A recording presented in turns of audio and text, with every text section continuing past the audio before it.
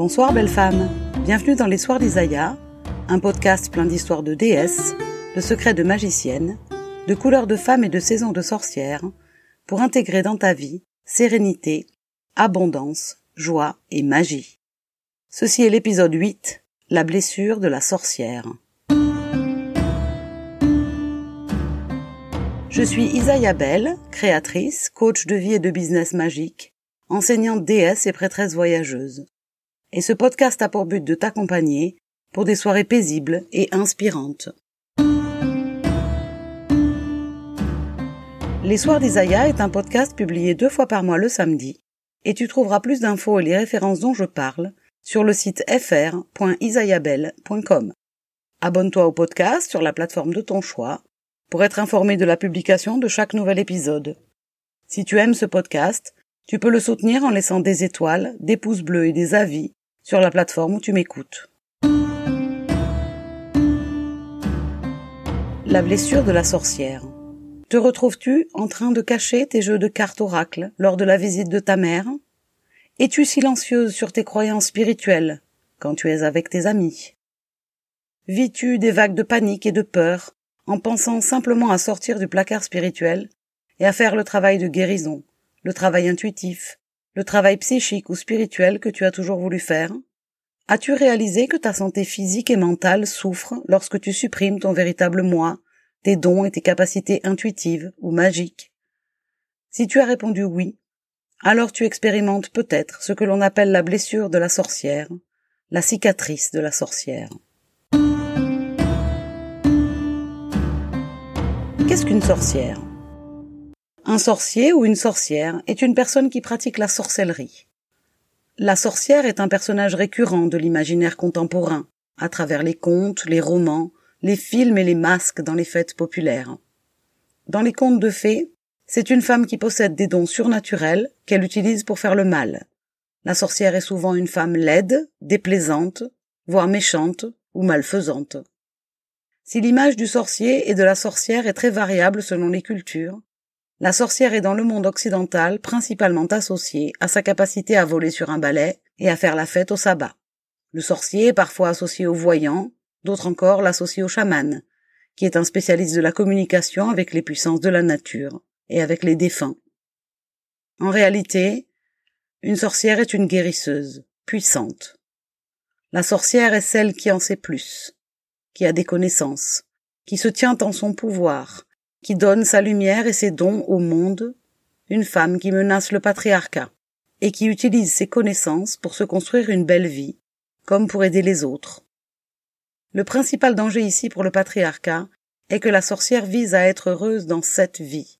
Cela menace la croyance de l'Église, par exemple, dans une vie après la mort, qui serait le seul endroit où l'on pourrait être vraiment heureux. Revenons un peu en arrière dans l'histoire pour mieux comprendre.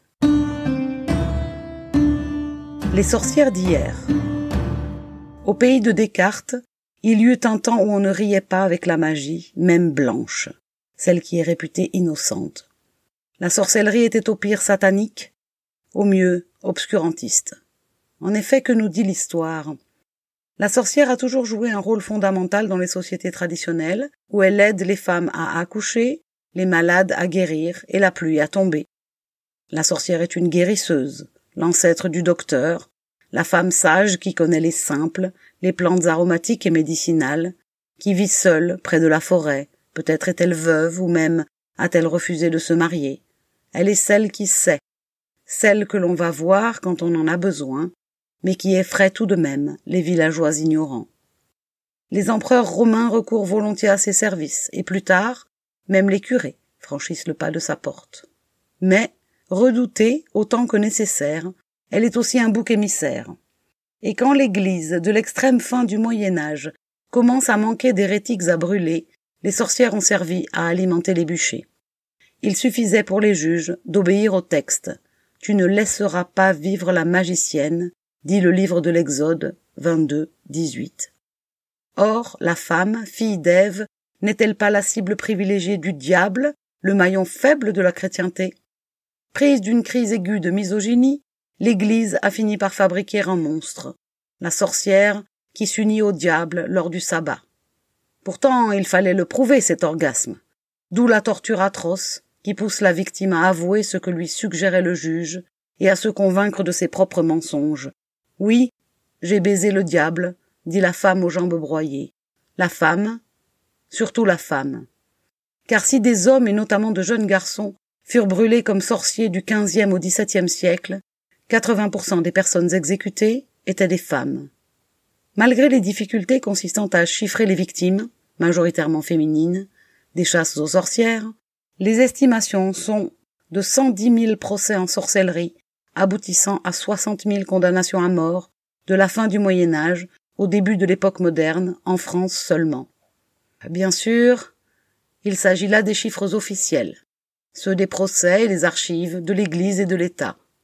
Il ne faut pas oublier les procès sauvages, les villageois déchaînés qui lynchent la femme sage dont ils ont peur, celle qui n'a pas réussi à sauver leur femme morte en couche, ou leur héritier, étranglé par un cordon ombilical mal placé. Cependant, quand on ajoute à ces statistiques celles de l'Europe entière, voire du monde, les chiffres grimpent, jusqu'à 9 millions de mortes et de morts, sur une période de 400 à 500 ans. Brûlés, pendus, noyés, privés de leurs droits les plus simples, exilés, présumés coupables, spoliés de leurs biens et séparés de leurs enfants, pendant plus de 5 siècles, les femmes paient le prix de leur savoir et de leurs dons. Il me faut souligner encore que ce massacre ne se passe point dans un barbare Moyen-Âge, mais également pendant la Renaissance, période réputée être tournée vers des thèmes humanistes de tolérance, de liberté de pensée, de paix et d'éducation visant à l'épanouissement de l'individu. Il faut croire que tout cela concerne uniquement les hommes. Ce massacre se poursuivra aux États-Unis, par exemple, jusqu'au XVIIe siècle. Devant tant d'horreurs, on peut se poser la question. Qui s'y est opposé? Ronsard, le doux poète d'Allons voir si la rose, houspille le bourreau pour n'avoir pas exécuté Denise, la sorcière du Val-de-Loire, qui, selon lui, l'accablait d'horribles images. Après lui, les poètes baroques, mais aussi les médecins, n'auront pas de mots assez durs contre ces femmes maléfiques. Elles puent, disent-ils, comme le bouc, comme le diable. Quant au grand juriste Jean Baudin, il exigea que les sorcières soient exécutées au nom de l'intérêt de l'État dans son best-seller « De la démonomanie des sorciers », publié en 1580. Autre interrogation que ne manque pas de provoquer l'étude de la chasse aux sorcières, ce mécanisme aurait-il pu exister sans un complot imaginé par l'Église, celui d'une secte satanique prête à subvertir la chrétienté? L'affirmation était délirante, mais tout le monde y a cru. Les papes, les rois, les parlements. Au XVe et au XVIe siècle, les femmes en furent les principales victimes. Les sorcières aujourd'hui. Redoutées et brûlées hier, les sorcières symbolisent aujourd'hui la puissance des femmes et la liberté.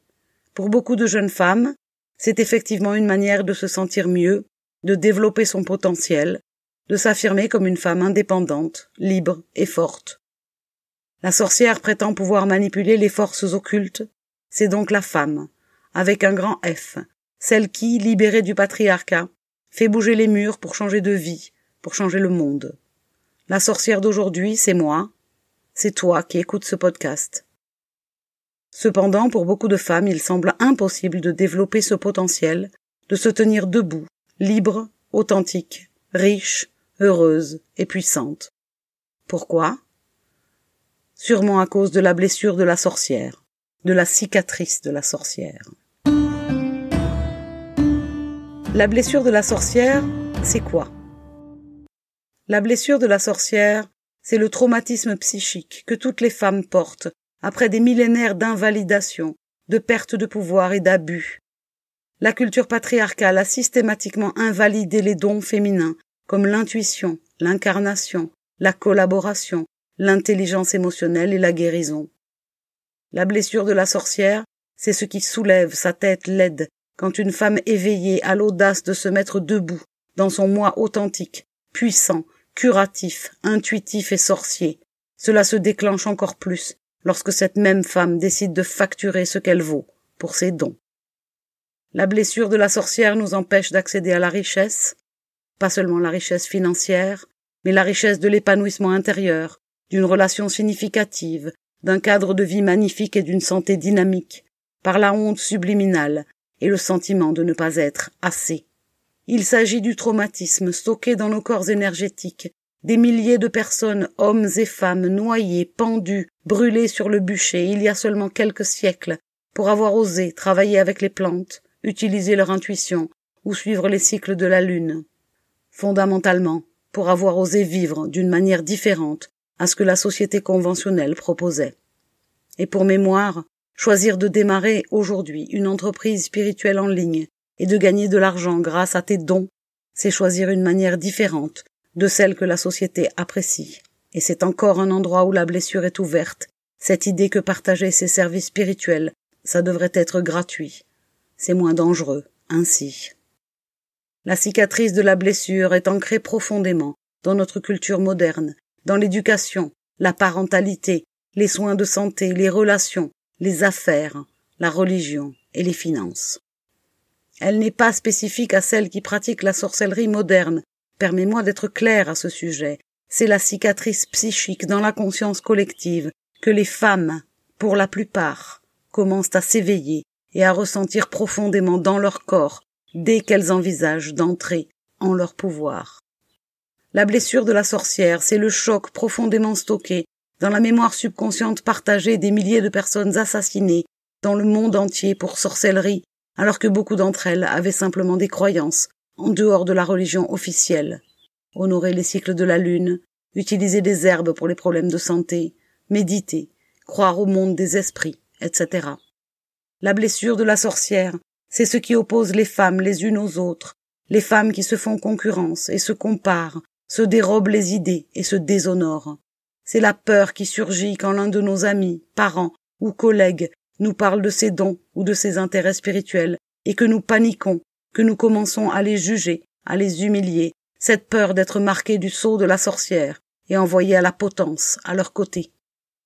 Dans l'enseignement scolaire ordinaire, la blessure de la sorcière, c'est l'omission des enseignements spirituels, du développement de l'intuition et de la gestion subtile de l'énergie, un évitement complet du féminin, ou de tout véritable développement de la créativité, de l'intuition, de la pensée inspirée. En médecine, la blessure de la sorcière, c'est l'ignorance et la peur d'une expérience différente, et un système qui offre des étiquettes et des médicaments aux personnes qui vivent une expérience spirituelle ou transformationnelle. La blessure de la sorcière, c'est encore le déséquilibre dans la façon dont les hommes et les femmes sont traités dans les soins de santé. Lorsque ta gorge se ferme quand tu te lèves pour parler ou faire face à une autorité, c'est la blessure de la sorcière qui ferme ton chakra de la gorge. C'est la mémoire partagée de milliers de frères et sœurs spirituels pendus et persécutés pendant des générations. Chez les femmes éveillées que j'accompagne pour naviguer dans l'émergence de leur pouvoir et vers leurs objectifs, c'est la blessure de la sorcière qui apparaît à chaque pas en avant pour contester la croissance. La blessure de la sorcière, c'est similaire à ce que Eckhart Tolle appelle le corps de la douleur. Chaque pas vers le haut, dans la vie ou l'entreprise d'une cliente, voit la cicatrice de la blessure de la sorcière se réveiller et stopper la progression, sauf à y travailler. La blessure de la sorcière peut apparaître comme une résistance, une peur, un autosabotage, une procrastination ou encore des flashbacks, des souvenirs cellulaires qui apparaissent dans le corps sous forme de problèmes de santé. C'est la peur insidieuse qui a effacé les femmes de l'histoire religieuse. C'est le manque de conscience derrière le diagnostic erroné et la médication de nos mystiques. C'est la peur qui empêche les femmes d'être qui elles sont vraiment et d'être pleinement dans leur pouvoir féminin. Dans ma propre vie et dans ma famille, c'est la blessure de la sorcière qui a envoyé mon arrière-grand-mère à l'asile de fous parce qu'elle voulait peindre et peignait l'invisible. C'est la blessure de la sorcière qui a rapproché ma grand-mère de l'église traditionnelle pour en rechercher la protection, la sécurité et le confort, au détriment de l'exploitation de ses talents. C'est la blessure de la sorcière qui a expédié ma mère à l'école d'architecture alors qu'elle souhaitait faire les beaux-arts. C'est la blessure de la sorcière encore qui m'a empêché pendant des années de vivre une vie authentique et qui fait que je peine aujourd'hui à faire confiance à mon intuition, à mes dons, à mon pouvoir. La cicatrice de la sorcière vient de cette blessure que chacune d'entre nous porte en elle, de manière acquise et innée, de cette certitude inconsciente que le danger existe à être vraiment soi-même, que la magie, la sorcellerie d'une vie que tu te crées, présente en elle-même un danger de mort. De cette blessure oubliée émane une cicatrice qui t'empêche d'être entièrement visible, qui te fait te sentir séparée, différente des autres, solitaire. La cicatrice de la sorcière est une blessure que nous portons toujours dans notre conscience collective, bien qu'il existe aujourd'hui de très rares cas où quelqu'un est effectivement persécuté pour avoir pratiqué la sorcellerie. En Afrique, dans certains pays, il y a un pourcentage élevé de femmes en prison qui sont là pour avoir pratiqué la magie ou la magie noire. Il y a donc encore aujourd'hui des femmes punies pour avoir assumé leurs dons, pour avoir guéri, pour avoir aidé d'autres personnes à voir ou à comprendre, pour avoir aidé et soutenu les autres, pour avoir consacré du temps et des efforts à créer consciemment leur réalité, passer du temps à prier, à envoyer de l'amour, de la lumière, à créer leur propre vie individuelle. Cependant, la punition se situe surtout dans le passé. Le monde aujourd'hui est entièrement connecté à travers Internet, et si tu ne trouves pas ta tribu à côté de chez toi, tu peux toujours trouver des tribus qui t'accepteront, parmi lesquelles tu te sentiras en sécurité et joyeuse à travers des partages en ligne. Si les gens de ton immeuble, si les gens de ta ville ne comprennent pas ce que tu fais, ne savent pas qui tu es, cela n'est pas aussi important aujourd'hui. Tu peux choisir de briller tel un phare pour attirer à toi les gens de ta communauté, où qu'ils se situent sur la planète. Ce sont ces hommes et ces femmes-là qui comprendront ce que tu fais et qui participeront avec toi, avec moi, à l'élévation vibratoire de la planète. Le patriarcat perpétue la blessure de la sorcière, il contrôle par la peur. Alors que nous commençons à nous éveiller, nous contestons le statu quo. Alors que le monde s'éveille à l'amour, aux arts de la guérison, aux capacités intuitives, à la conscience profonde, aux nouvelles sciences, aux autres dimensions, au pouvoir libre, à la déesse, c'est la blessure de la sorcière qui monte en nous tous. La croissance, l'élévation font surgir tout ce qui pourrait nous retenir. L'amour évoque tout ce qui n'est pas de l'amour. Les femmes éveillées remarquent aujourd'hui la blessure de la sorcière en elles et chez les autres. Nous pouvons aujourd'hui choisir de nous laisser encore contrôler par cette peur et par la blessure du passé, ou nous pouvons la sentir, honorer sa source, lui faire face et la guérir. Guérir la blessure. Voilà pourquoi il est crucial que tu guérisses cette blessure, que tu laisses cette cicatrice se refermer. Nous avons besoin de toi visible, nous avons besoin de toi lumineuse, pour toi-même d'abord, mais aussi pour tendre la main à d'autres, pour tout faire changer. Maintenant. Il est temps de cesser de se cacher, il est temps d'oser briller. Il est sans danger, aujourd'hui, d'être visible. Il est sans danger de laisser aller la peur. Nous avons besoin d'une nouvelle génération de femmes, sans blessure, sans peur, qui osent être visibles et puissantes, debout dans leur sagesse, dans leur magie, dans leur talent et dans leurs dons, visibles et paisibles. Nous avons besoin d'une nouvelle génération de femmes qui parlent leur vérité, qui affirment leurs choix, expriment leurs émotions, partagent leurs connaissances et osent demander une juste rétribution pour tout cela. Nous avons besoin d'une nouvelle génération de femmes qui définissent leurs propres normes, qui refusent d'être étiquetées folles, dangereuses, sorcières ou gentilles, méchantes ou obéissantes. Nous avons besoin de nous connecter dans la profondeur, avec nos tribus, avec notre tribu, avec d'autres femmes qui comprennent, qui partagent ses valeurs et ses croyances. Ainsi, il nous sera plus facile ensuite de nous connecter à chaque être humain, même si il ou elle ne nous comprend pas, car cela est moins important. Il ne s'agit pas ici d'oublier nos frères et nos sœurs qui ont péri au bûcher, à la corde, à la noyade. Mais il est temps, aujourd'hui, pour l'humanité d'avancer, de se libérer de cette blessure ancestrale. Quand je me guéris, quand je referme la cicatrice, je cesse d'incarner les schémas ancestraux, je ne transmets plus ce modèle à mes enfants. Mais je guéris aussi en arrière jusqu'à 7 générations, et l'égrégore de la planète change petit à petit, mais avec persistance. Guérir de cette blessure, refermer cette cicatrice, c'est me permettre de devenir visible, tel que je suis, dans mon authenticité, au niveau personnel, familial, professionnel, amical. Comment guérir la blessure de la sorcière? C'est souvent le travail de toute une vie, mais cela commence par une prise de conscience, qui peut être extrêmement curative. Le fait de savoir qu'il ne s'agit ici que d'une vieille énergie et d'une mémoire ancienne peut également nous aider à la laisser partir. Remarque comment cela apparaît dans ta vie, dans tes relations, dans ta communauté. Cela est un énorme début. Remarque les réactions de ceux qui t'entourent lorsque tu t'exprimes ou que tu interviens depuis ton féminin authentique. Remarque les préjugés et les peurs par rapport à tout ce qui est mystique. Remarque comment cela t'empêche de créer ton entreprise spirituelle. Ce sont toutes des façons de commencer à voir cette blessure et donc à la guérir, à refermer la blessure pour pouvoir aller de l'avant sereinement, authentiquement. Heureusement, nous vivons dans un monde où nous ne risquons plus la mort physique pour avoir exposé nos vérités, mais les déclencheurs psychiques sont toujours là. La prochaine fois que tu ressens cette résistance, ce frein intérieur qui veut te garder en sécurité dans le statu quo, reconnais-le comme ta blessure de sorcière. Donne-lui de l'amour. Elle te protège. Et tu peux choisir de ne pas lui être soumise. Tu peux choisir de guérir, de t'élever dans la magie puissante vers laquelle ton âme t'appelle. Parce que crois-moi, si tu es ici, si tu écoutes ceci, si tu lis ceci, ton âme t'appelle. Il est temps de te lever et de choisir une autre voie.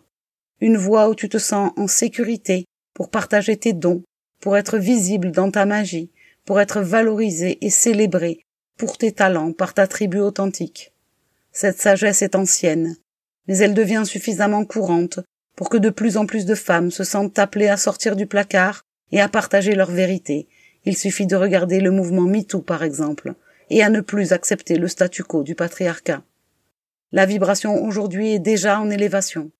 Pense à Beyoncé, Oprah Winfrey, Malala, Madonna, Leonie Dawson, Jacinda Ardern, Denise Duffield Thomas. Pense à toutes ces femmes déjà debout, déjà visibles, et qui assument leur féminin authentique. Nous avons de moins en moins peur d'être qui nous sommes, des créatures puissantes, émotionnelles et intuitives, qui détiennent les mystères de la création dans notre être, des leaders collaboratives, en harmonie et compatissantes, qui sont là pour changer la donne, des femmes confiantes, articulées et sans faille, qui parlons nos vérités, activons nos dons et déclenchons des mouvements avec notre message. Nous nous lèverons, malgré tout. Les sorcières, les guérisseuses, les enseignantes, les artistes, les intuitives et les mystiques, les sages et les femmes, juste les femmes. Ensemble, nous honorerons ceux et celles qui nous ont précédés. Nous les honorerons en ne nous cachant pas, en n'ayant plus honte. Nous les honorerons en nous montrant, en n'ayant plus peur, en prenant la parole, en travaillant ensemble et en étant qui nous sommes. Nous les honorerons en étant libres et authentiques, debout dans notre féminin sacré. J'en ai les larmes aux yeux quand j'y pense. Parce qu'une femme connectée à sa vraie nature crée de la magie dans le monde, et le monde a besoin de notre magie.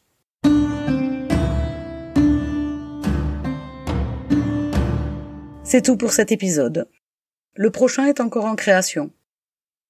Merci d'avoir écouté, et n'oublie pas, si tu veux soutenir ce podcast, de partager, de t'abonner et de laisser des étoiles, des pouces bleus et un avis sur la plateforme où tu m'écoutes. Si tu as envie d'être accompagné dans les processus de changement que la vie te propose, si tu souhaites participer à l'éveil de l'énergie féminine dans le monde, vivre ta vie de déesse, connaître les secrets des sorcières et appliquer les rituels de magicienne dans ton quotidien, n'hésite pas à me contacter en allant sur la page coaching VIP de mon site fr.isayabelle.com ou en participant aux retraites ou aux stages que je propose régulièrement. Tu peux aussi t'inscrire à la newsletter pour être informé de toutes les nouveautés dans le monde réel et virtuel d'Isayabelle. Tu retrouveras bien sûr ce podcast sur toutes les plateformes, Google Podcast, Apple Podcast, Spotify mais aussi YouTube et bien évidemment sur mon site fr.isayabelle.com à la page podcast.